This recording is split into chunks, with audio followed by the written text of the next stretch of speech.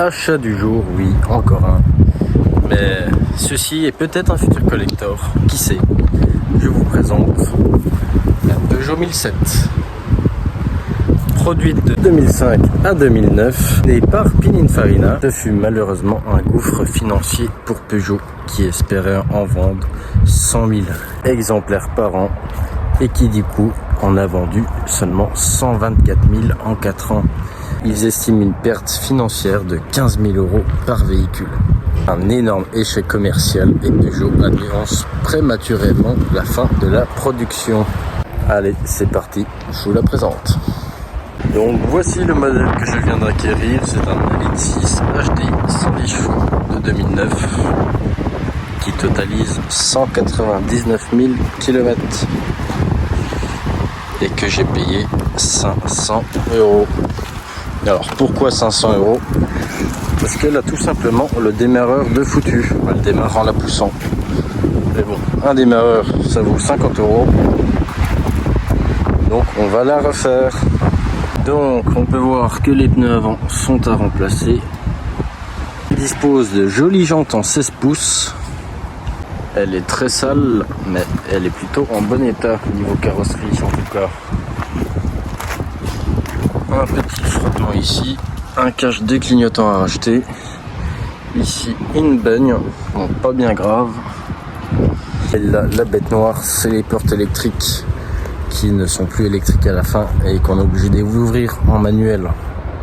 Apparemment pas de souci pour la mienne pour le moment.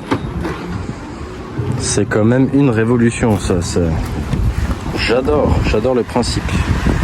Pour l'intérieur, donc c'est une 4 places comme sa cousine la C2.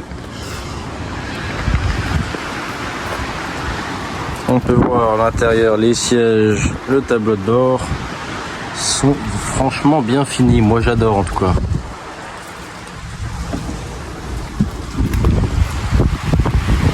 Pour le coffre, bon forcément quasiment pas de coffre.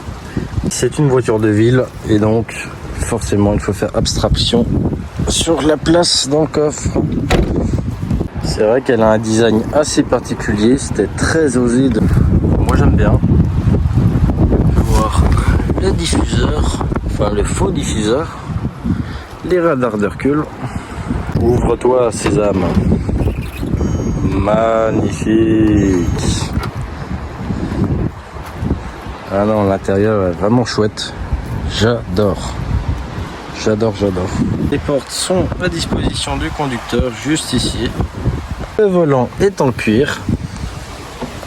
Tout est à disposition. Le range-pièces aussi. Un range-carte ici. Le pommeau en alu, commande de vitre ici, la boîte à gants, hop là. Non, moi j'adore vraiment l'intérieur de ce véhicule, en tout cas, vraiment, j'adore. Le pédalier, c'est pareil, en alu. On peut voir que le démarreur est complètement grippé. Voilà, il ne se passe rien. Maladie des 1,6 litre. Le capot, le 1,6 litre HDI 110 chevaux. Bon, rien de spécial. Un 1,6 litre HDI comme un autre. Moteur pas réputé super fiable. Ça dépend des séries.